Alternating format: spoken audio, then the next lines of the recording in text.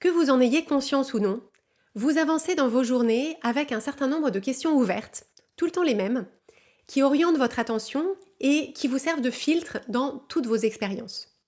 Et donc dans cet épisode, je vais partager avec vous mes 12 questionnements récurrents et je vais vous aider à identifier les vôtres. Si vous me découvrez avec cette vidéo, je suis Clotilde Dussoulier, je suis entrepreneur, master coach certifiée et autrice.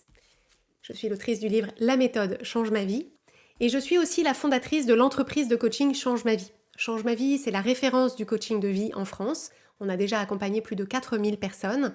Et sur cette chaîne, je vous propose chaque semaine des outils de coaching et de développement personnel pour que vous puissiez changer votre vie de l'intérieur. Donc je vous invite à vous abonner à la chaîne pour ne rater aucun épisode. La notion des 12 questionnements récurrents que j'évoque avec vous dans cet épisode, je l'ai découverte à travers le travail de Géraldine Dormois. Donc Géraldine Dormois, c'est une journaliste et autrice française qui, en particulier, envoie chaque semaine 2 newsletters. Donc sa newsletter s'appelle De beaux lendemains. Donc il y en a une le vendredi, une le dimanche. J'apprécie beaucoup son travail. Et dans une newsletter, il y a quelques semaines, elle parlait de cette notion des 12 questionnements récurrents, qui sont donc ces questions qu'on a perpétuellement dans la tête et qui guident notre curiosité, qui peuvent guider nos découvertes. Donc l'origine de ce concept-là, Géraldine l'a expliqué dans sa newsletter, à l'origine c'est un concept qui vient de Richard Feynman. Alors Richard Feynman, c'est un physicien du XXe siècle, un physicien américain qui a gagné un prix Nobel, enfin reçu, on ne gagne pas un prix Nobel, on reçoit un prix Nobel de physique. Donc voilà, c'était pas le dernier des imbéciles. Et il avait une particularité, ce Richard Feynman, c'est qu'il avait un champ de curiosité, de recherche et de contribution aussi au monde scientifique qui était très vaste. Et c'était un peu un touche-à-tout des sciences. Et dans un livre d'un auteur américain qui s'appelle Tiago Forte, qui écrit beaucoup sur les systèmes de productivité personnelle, Richard Feynman est cité comme ayant expliqué qu'en fait, lui, ce qui lui permettait d'avoir une pensée aussi riche et aussi prolifique, c'était qu'à tout moment, il gardait dans sa tête ce qu'il appelait ses 12 favorite problems, donc ses 12 problèmes favoris. Donc là, c'est plutôt des problèmes au sens de problèmes mathématiques, hein, un problème dans le sens une sorte de puzzle qu'on essaye de résoudre. Et donc, en fait, il disait, voilà, j'ai en permanence mes 12 problèmes favoris, et à chaque fois que j'apprends quelque chose, à chaque fois que je trouve quelque chose d'intéressant, je me pose la question, est-ce que cette nouvelle information ou ce nouveau concept ou cette nouvelle compréhension, ça peut me permettre d'avancer dans la résolution d'un de mes 12 problèmes favoris. Donc j'ai trouvé que c'était, moi aussi, que c'était une notion très intéressante et qu'on pouvait, au-delà de la dimension de recherche scientifique ou de faire avancer la science, ce qui est formidable si c'est plutôt si c'est votre domaine, c'est un concept qu'on peut tout à fait appliquer à nos vies personnelles et finalement, quels sont ces questionnements qui nous tournent dans la tête à longueur de journée. Et moi, ça m'a d'autant plus parlé que j'ai vraiment conscience d'avoir toujours fonctionné comme ça. C'est-à-dire que j'ai toujours eu, depuis que je me souviens être un être humain qui pense, je me suis toujours posé beaucoup de questions. Et en fait, quand je regarde un peu dans le rétroviseur, y a beaucoup de questions qui finalement n'ont pas tellement changé depuis que je suis petite. Et donc je trouve que identifier nos propres questionnements récurrents, c'est à la fois un très bon outil de connaissance de soi. Ça permet aussi de s'assurer que, comme ça dirige notre attention et ça filtre nos expériences, c'est pas mal de s'assurer qu'en fait, ça nous intéresse effectivement et qu'on trouve que c'est un bon usage de notre force de pensée et de curiosité. Et puis je me suis dit, comme au moment où je diffuse cet épisode, on est à la veille des vacances d'été, je trouve aussi que c'est un super sujet de conversation à avoir avec d'autres personnes avec qui peut-être on passe des vacances, parce que c'est un peu cette idée, dis-moi les questions que tu te poses et je saurai mieux, je connaîtrai mieux qui tu es. Donc ce que je me propose de faire dans cet épisode, c'est je vais partager avec vous mes 12 questionnements récurrents, c'est-à-dire j'ai identifié ce qui est aujourd'hui ma liste de 12 questionnements un peu qui sont le plus souvent dans ma tête, et je vais vous proposer ensuite des pistes pour que vous puissiez identifier vos propres questionnements récurrents. Donc j'ai ici ma liste, parce que je ne les connais pas par cœur quand même.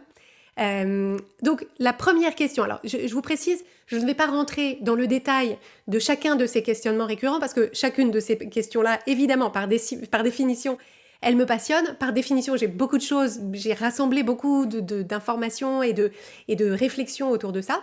Donc chacune de ces questions pourrait faire l'objet d'un épisode à part entière, voire d'un livre à part entière. Donc ce que je vais vous proposer plutôt, c'est que dans les commentaires sous la vidéo, s'il y a une ou plusieurs questions dont vous vous dites « Ah tiens, j'aimerais bien qu'elle y consacre un épisode entier », dites-le moi et je verrai ce que je peux faire. Donc la première question qui, je pense, est, pour le coup, c'est la question qui m'habite depuis que je suis haute comme 3 pommes. La question c'est comment la vie des autres. Ça c'est vraiment mon questionnement perpétuel qui vient de ce déséquilibre structurel qu'il y a entre l'accès assez total qu'on a à notre propre vie et notre propre vie intérieure et l'accès très incomplet, très parcellaire, très filtré qu'on a à la vie des autres. Et ça m'a toujours passionnée et clairement, c'est ça qui m'a amenée à devenir coach. C'est parce que voilà, c'est une question que j'emporte avec moi partout et c'est ce moteur-là qui m'a amenée à vous parler sur Change ma vie. Deuxième questionnement, quels sont les moteurs du changement et de la croissance d'un être humain? Et donc c'est dans le sens qu'est-ce qui porte la croissance et le changement pour l'être humain et qu'est-ce qui l'entrave? Donc ça aussi, c'est un questionnement hyper directeur dans mon métier de coach, puisque justement, je veux faciliter le changement souhaité chez les êtres humains et la croissance souhaitée chez les êtres humains. Donc ça m'intéresse beaucoup ça. La troisième question, qui est plus personnelle celle-là, c'est est-ce que c'est ok d'être seulement moi, c'est-à-dire d'être juste moi? Dans le sens, est-ce que je peux être vraiment moi et être quand même acceptée et aimée? Donc ça, c'est tous les questionnements autour de ce qu'on peut risquer à se montrer véritablement tel qu'on est. Et ça, je pense, quand je regarde dans le temps, c'est un questionnement qui m'habite depuis toujours. Alors la bonne nouvelle, c'est que j'avance beaucoup dans ce sens et il y a une accélération sur les tout derniers mois, je dirais. Donc ça, c'est mon troisième questionnement. Le quatrième questionnement, c'est quel équilibre trouver entre les efforts de court terme et la gratification de long terme versus le plaisir de court terme qui peut avoir un coût à long terme. Donc en fait, c'est vraiment cette idée de comment placer le curseur entre utiliser le moment présent pour préparer la suite, notamment mon avenir, sans sacrifier le moment présent et mon présent tout court. Donc c'est vraiment cette tension permanente en fait entre ce que je fais maintenant et ce que ça me coûtera demain, ou ce que j'investis maintenant et ce que ça me rapportera demain. Cinquième questionnement, c'est qu'est-ce qui est assez ? Parce que ça n'est un secret pour personne que j'ai un tempérament perfectionniste, c'est-à-dire qu'en toute situation, mon cerveau m'indique tout de suite la différence qu'il y a entre ce qui est et ce qui pourrait être, entre la réalité et l'idéal. Et en fait, je suis perpétuellement en train de me demander quand est-ce que mon perfectionnisme est un atout, parce que ça me porte vers cet idéal, donc ça me fait aller plus loin que peut-être je ne pourrais y aller, et quand est-ce que ça devient un boulet. Donc voilà, à quel moment est-ce que la quête du plus, du mieux, de l'amélioration devient contre-productive, parce que voilà, c'est la loi en anglais on dit law of diminishing returns, et donc c'est l'idée que des efforts supplémentaires finissent par créer des bénéfices de plus en plus petits. Sixième questionnement. Alors, je vous précise que les questionnements qui sont des questionnements un peu intérieurs et pour moi, en fait, me servent toujours de premier niveau pour ensuite comprendre ce qui se passe pour les autres et de quelle façon est-ce que ça peut s'appliquer. Voilà, il y a toujours le questionnement en filigrane, c'est toujours qu'est-ce qui me concerne juste moi et qu'est-ce qui est plus de l'ordre de l'universel. Mais voilà, ça c'est le questionnement un peu en sous-jacent à tout ça. Mais donc le sixième questionnement, c'est qu'est-ce qu'il y a un désir réel et authentique pour moi versus un désir mimétique ou manufacturé par la société. Donc si vous n'avez jamais entendu parler de cette notion du désir mimétique, c'est quelque chose qui a été mis en évidence dans la recherche en psychologie, qui est le fait que en fait, beaucoup des choses auxquelles on aspire, des choses qu'on veut, en réalité, c'est par effet de miroir, c'est parce qu'on voit que d'autres personnes veulent ça. Et donc, en fait, on a une intériorisation des désirs des autres, des désirs et des aspirations. Donc, ça a évidemment une utilité pour faire société, mais ça peut aussi se retourner contre nous parce que parfois, on peut se retrouver à poursuivre quelque chose ou à se sentir mal de ne pas avoir quelque chose, alors qu'en réalité, si on se connecte à nos vrais désirs réels et authentiques, en fait, ce truc-là, on s'en fiche. C'est juste qu'en fait, on voit que tout le monde le veut et donc on s'est dit, bah, sans doute, moi aussi, il faudrait que je le veuille. Et le corollaire de ça, c'est tous les désirs qui sont manufacturés par la société de consommation dans laquelle on vit et où je me questionne en permanence sur cette idée de qu'est-ce que je veux vraiment et qu'est-ce qui m'est proposé, en fait, quels sont les désirs qui me sont implantés par mon environnement et par la société. 7e questionnement, comment réussir, comment s'épanouir dans un système imparfait, dans une société imparfaite, sans en être complice ou sans cautionner c'est les dysfonctionnements, les failles, les manquements du système. Donc ça, j'y pense moi en particulier en tant que chef d'entreprise, avec un regard critique sur le système capitaliste dans lequel on évolue, et où l'enjeu c'est de se dire, moi mon souhait c'est pas de sortir complètement du jeu de la société en général, de la société capitaliste, de notre mode de fonctionnement. J'ai envie de fonctionner dans le monde et dans la société, et j'ai pas le pouvoir d'en changer les règles du jeu. Et donc c'est ce questionnement de à quel degré est-ce que je joue le jeu selon les règles du jeu, mais sans non plus être complètement dans l'adhésion totale à un système et une société qui, à mon sens, ont quand même pas mal de choses qui ne correspondent pas à mes valeurs. Le 8e questionnement, qui est un petit peu en lien avec le 7e, c'est comment faire pour préserver une forme de paix intérieure dans un monde qui va pas très bien. Donc je vous apprends rien quand je vous dis qu'on a quand même pas mal de sujets de préoccupation au niveau sociétal, au niveau géopolitique, au niveau environnemental, au niveau de l'évolution de certaines technologies. Il y a quand même pas mal de raisons d'envisager un avenir pas que riant et merveilleux. Néanmoins, on peut pas non plus être perpétuellement dans ces anticipations-là. Il faut aussi s'ouvrir à une forme d'optimisme et de peut-être qu'il y a des choses qui iront de mieux en mieux aussi. Et en tout état de cause, même en ayant conscience des trucs qui vont dans le mur, en fait, pour notre propre santé mentale, il faut arriver à préserver une forme de paix. Donc il faut se protéger dans une certaine mesure de ces choses-là, mais en même temps pas s'en protéger tellement qu'on vit dans une sorte de bulle d'ignorance. Donc c'est un questionnement assez constant chez moi.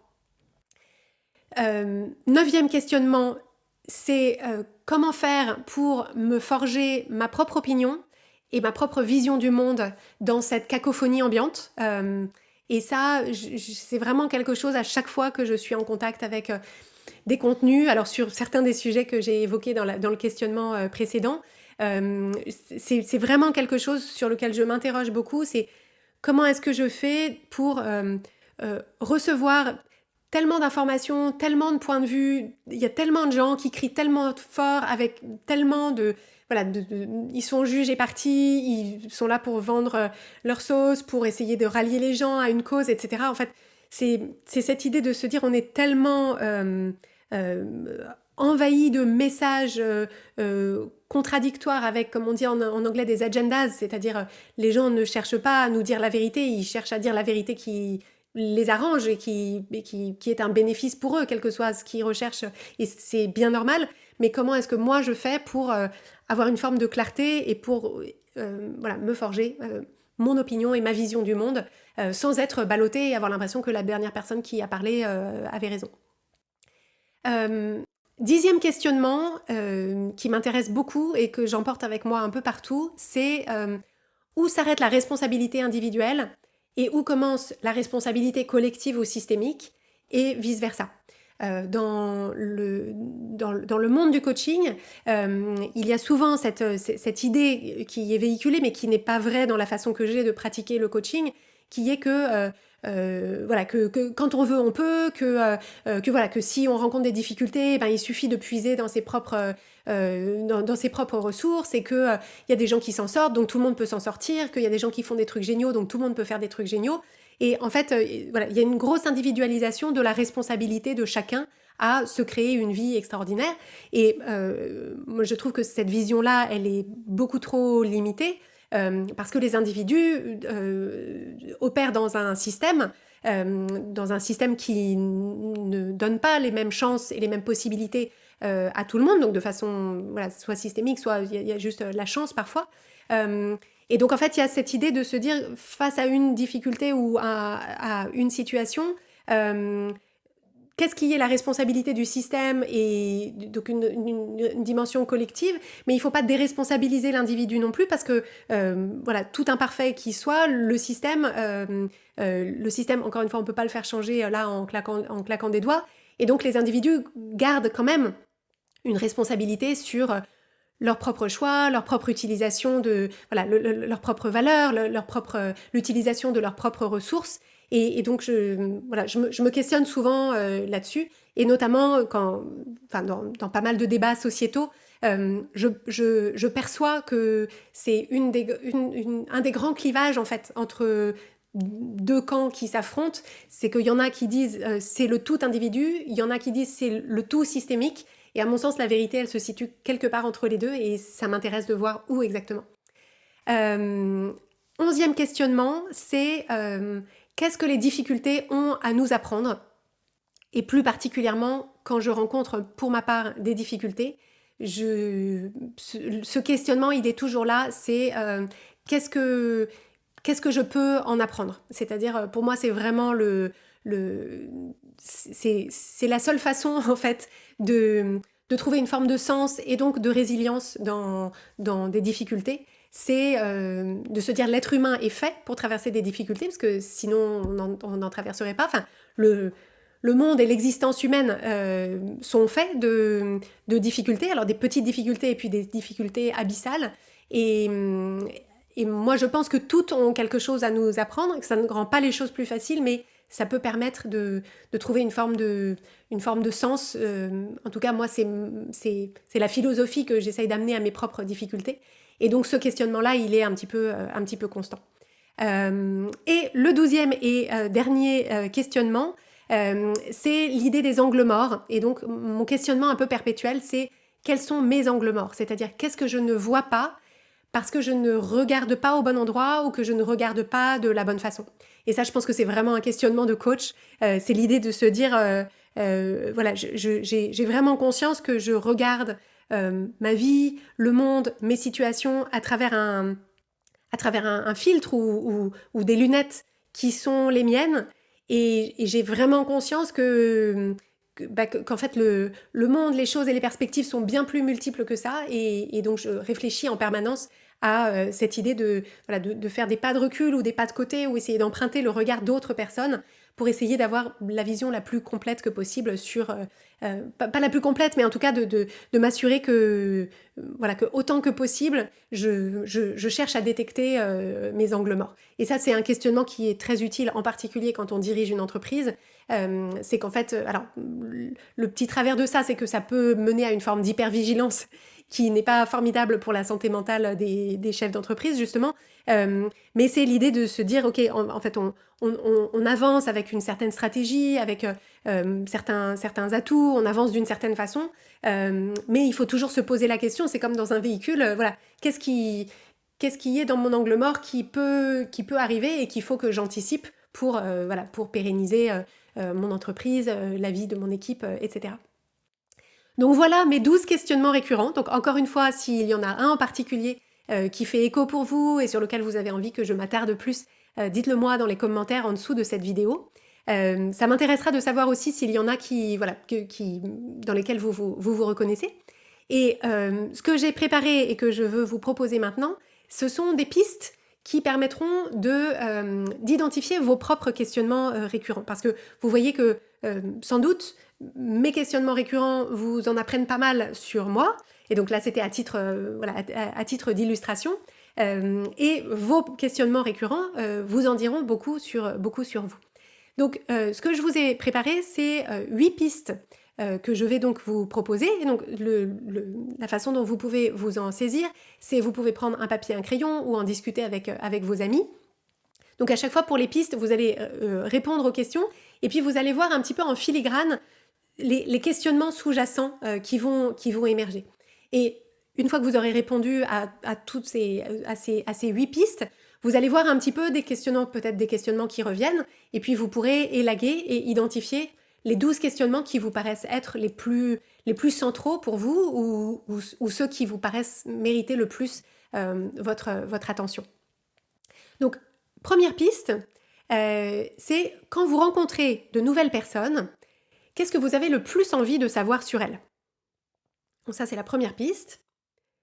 Deuxième piste, quand vous vous retrouvez à avoir des débats enflammés avec des gens, alors plus ou moins, ça crie plus ou moins et puis vous vous mettez plus ou moins en colère, mais des débats enflammés, donc sur des sujets qui vous tiennent à cœur, eh bien, quels sont ces sujets-là?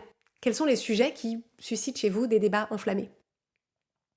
Troisième piste, quand vous avez des conversations qui durent des heures, avec des amis, avec des membres de votre famille, de quoi est-ce que vous parlez? Quatrième piste, si vous regardez les 5 derniers livres ou les 5 dernières vidéos, les 5 derniers épisodes de podcast que vous avez donc respectivement lu, vu et entendu, qu'est-ce que c'était et pourquoi est-ce que, c'était sur quel sujet et pourquoi est-ce que vous avez eu envie de lire ces livres ou de regarder ces vidéos ou d'écouter ces épisodes de podcast? Cinquième piste, qui est celle-là plus en lien potentiellement avec votre domaine professionnel, c'est quels sont les enjeux de votre domaine d'expertise qui vous intéressent le plus. Donc ça peut être votre domaine d'expertise ou vos domaines d'expertise professionnels, mais peut-être que vous avez des expertises dans votre domaine personnel, j'en sais rien, sportif ou culturel ou musical. Et donc la question c'est quels sont les enjeux les plus intéressants pour vous dans ce domaine ou ces domaines. Sixième piste, sur quoi est-ce que vous rêvez de vous former?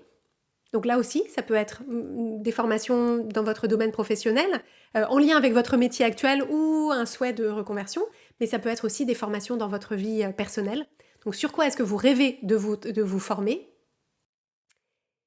Septième piste, quand vous étiez enfant ou quand vous étiez adolescent ou adolescente, qu'est-ce qui vous paraissait soit incompréhensible, soit fascinant au sujet du monde des adultes?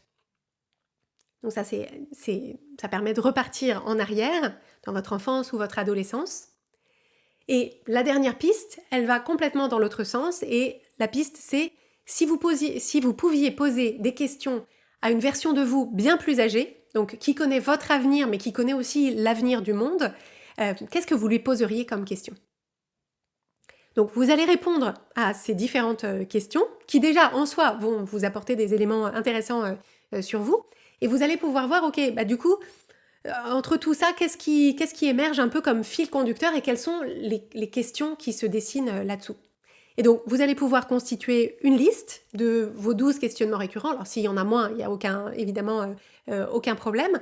Et ce que vous pourrez faire ensuite au cours des journées et des semaines qui viennent, c'est garder cette liste par devers vous et vous poser la question quand vous allez emprunter un livre à la bibliothèque ou quand vous avez une conversation avec un ami, de quelle façon est-ce qu'en fait vous êtes en train d'essayer de répondre à un de vos questionnements récurrents et ça peut vous aider aussi à aller un peu plus en profondeur dans vos conversations ou dans vos lectures ou dans vos recherches parce que au lieu de juste vous intéresser à quelque chose, vous avez dans la tête quelle est la question à laquelle vous cherchez à répondre. Je vous précise évidemment que les questionnements récurrents les plus intéressants finalement pour guider votre curiosité, ce sont des questions, des questions ouvertes déjà, pas une question à laquelle on peut répondre par oui ou par non, c'est-à-dire suis-je une bonne personne ou pas? Donc ça c'est pas, enfin encore que ça peut être un questionnement récurrent, mais effectivement on peut pas vraiment répondre par oui ou par non parce que ça dépend du référentiel d'évaluation. Mais donc ce sont des questions ouvertes et l'enjeu, ça n'est pas un jour d'arriver à trouver une réponse définitive. Vous voyez que mes questionnements récurrents, il n'y a pas un jour dans ma vie où je me dirais ok, ça c'est plié, c'est terminé, voilà, j'ai la réponse définitive sur la responsabilité collective. C'est plus des sortes de questions philosophiques en fait qui vont nous accompagner potentiellement toute une vie, dont beaucoup d'ailleurs ont peut-être accompagné pendant des siècles la réflexion en particulier des philosophes. Je vous confie donc cette piste d'introspection et de connaissance de vous-même et des autres. Et si vous avez envie, dans les commentaires en dessous de la vidéo de cet épisode, de partager avec moi vos 12 questionnements récurrents, je serai très heureuse de vous lire et je vous souhaite des conversations palpitantes avec vous-même et avec votre entourage.